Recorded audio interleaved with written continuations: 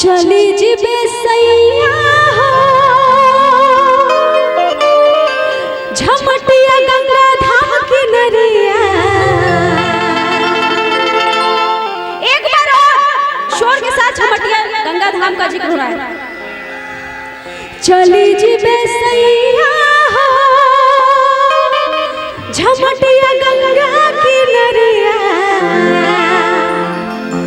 हमरा कीन दे हो, हमरा कीन दे हो, घुंघरू लागल मारिया कीन दे हो, घुंघरू लागल मारिया कीन दे हो। चली जिबे सैया देवघर नगरिया। चली जिबे सैया बाबा के दुआरिया। हमरा कीन दे हो। ऐसे नहीं जरा ऐसे करके हिलते हो। बाबा का भक्त शांत नहीं होता। बाबा का भक्त शांत नहीं हो सकता है क्योंकि बोले बाबा ओघरदानी है और उनका कौन कौन मित्र है, भूत प्रेत और इतने प्यारे प्यारे भक्त लोग। हमरा मैं कहूंगी ना कि हमरा कीन दे हो तो सबको कहना है जय हो, ठीक है ना। हमरा कीन दे हो जय हो दोनों हाथ खोल के। और जिनका भी हाथ नीचे वो सबसे बड़का पापी भक्त। हमरा कीन दे हो। भाई आधा लोग तो बोल रहे हैं, आधा लोग नहीं बोल रहे, आधा लोग खाली फोटो कर रहे हैं। हमरा कीन दे हो, हाँ हमरा कीन दे हो। अच्छा घुंघरू लागल मारिया कीन दे हो, घुंघरू लागल मारिया कीन दे हो। चली जिबे सैया नगरिया। चली जिबे सैया बाबा के दुआरिया।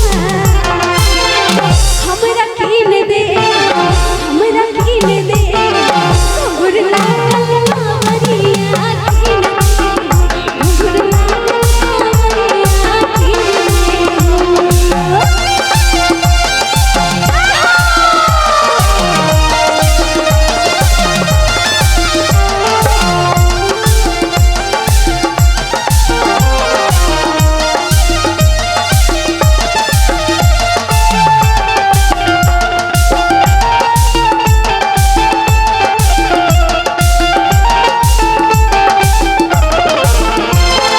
बाबा धाम जइबै जलवा चढ़ैबै।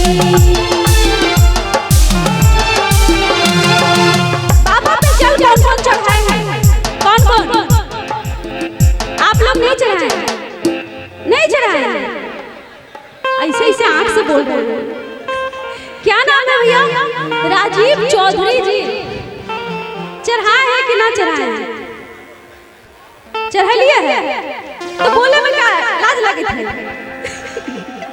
दोनों हाथों को खोल के बोले बोल बम का नारा है,